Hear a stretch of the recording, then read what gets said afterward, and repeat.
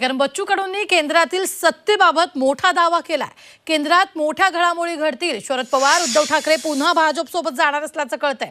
शरद पवार उद्धव ठाकरे केंद्रातील सत्तेत दिसतील। एकनाथ शिंदे आणि अजित पवार यांची गरज भाजपासाठी संपली असल्याचं कडू म्हणाले।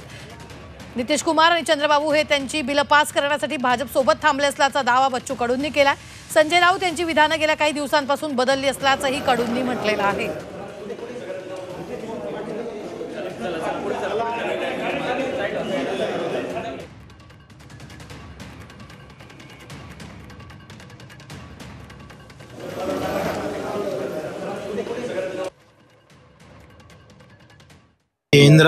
केंद्रामध्ये चंद्रबाबू नायडू आणि बिहारचे आपले नितीश कुमार हे 2-3 बिलासाठी अडकून राहिलेले आहे।